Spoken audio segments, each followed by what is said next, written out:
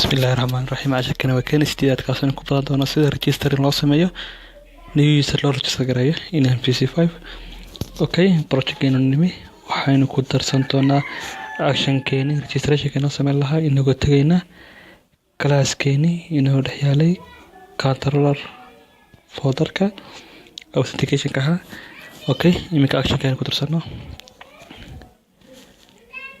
Okay, public action result magaca waynu la baxnay. Okay, return view sinaynu sameynaa.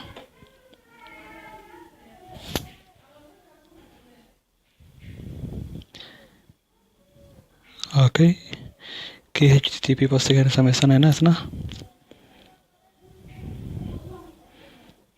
Okay, kaasaynu isna kan la magac noqon doona insha Allah. Public action result register binary. Okay, waxaanu haynaa astaamihii login kabinkan u dhiibanay inagoo folder una dhiibanay variable log kula baxnay. Okay, haddaba aynu u yeedhano class-keeni inoo ama method-keeni inoo dhex yaalay class-keeni db content-ka hadduu inoo dhex waynu sameysan doonaa insha Allah. waxaynu if haddii model state dot is valid.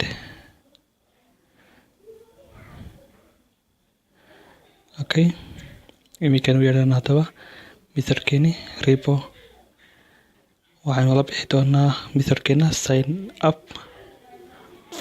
Okay, function calaamadii function-keenu soo furanay cookies-keena ugu soo xidh.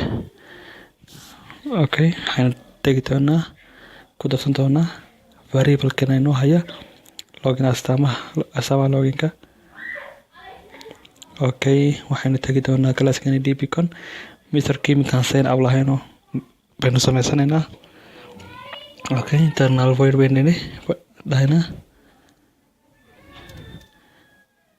waxaynu odhan doonaa magaciisa inoo bixin doonaa sign up. Okay, iminkaan xagga kale uga yeedhanay sign up waxaynu odhan doonaa SQL command-keeni waynu sameysan doonaa aynu yeedhi doonaa. horta aynu dhex gashana variables inoo hayn doonaa astaamaha loginka waxaynu la bixi doonaa lgin. Okay, aynu yeedhana daba iminka SQL command-keeni SQL command variable-keeni ugu dhiib com. halka waxaynu ugu yeedhi doonaa code-keeni inoo soo aynu ku register gareyn lahayn waxa oo insert into table name-kii users ahaa values-keeni u dhiibi doonana uu noqon doonaa insha Allahu kii values-ka aynu soo gelin doono at user iyo at password. at baynu ka tagnay aynu ku darno at. Okay, qowskeena ka soo xidh connection-keena u yeedh. Okay, taa parameter-adan u yeedhan doonaa.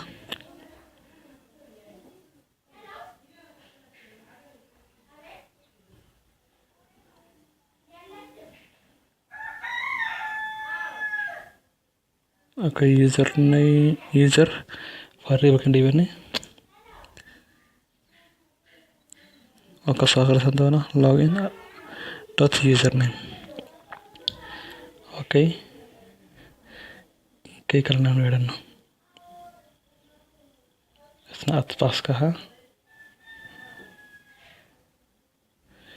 iyo meesha waxaa ka soo akhrisan doona lgin variable-kii dot password waa balkii property-keeni password-ka inoo dhex yaalay astaamaha loginka dhexeysa. connection-keenu furan doonaa connection open.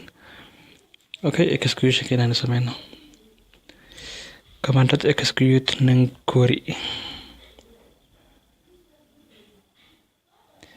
connection-keena u xidh.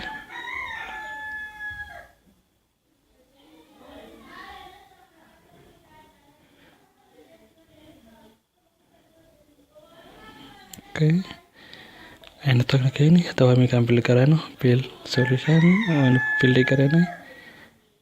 aynu samaysano viewgeeni add view baynu nidhi viewga register baynu bixinay okay naadiga create baynu dhibnay templatekiisana okay create iyo model classka meesha ka soo akhrisan doono ah astaamaha login-ka keeni classka property-ga inoo hayay okay add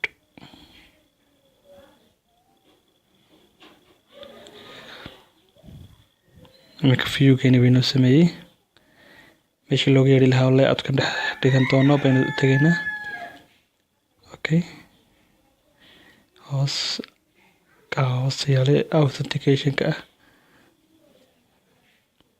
aynu copy-yeysano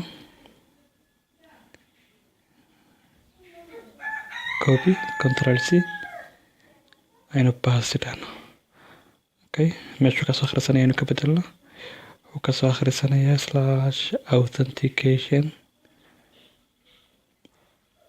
iyo kasoo control name-kii iyo action-keeni ama viewgeeni magaciisii oo ahaa register magaca kasoo bixi doonana wuxuu noqon doonaa register new user okay aynu save gareyno okay register new user iminka aynu dhahno waxaynu odhan doonaa waxaynu gelin doonaa user cusub Mustafa baynu bixinay okay password-kana 1 2 3 4 baynu nidhi create okay already aynu kusoo galnay iminka kii Mustafa aynu samaysanay Mustafa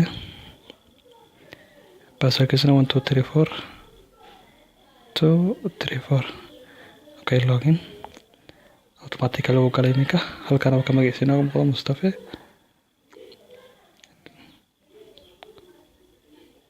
inshallah waa inoo yahay casharka kan xiga wixii su'aalaad ama comment iyo wax noogu soo diri doontaan samtech22@gmail.com.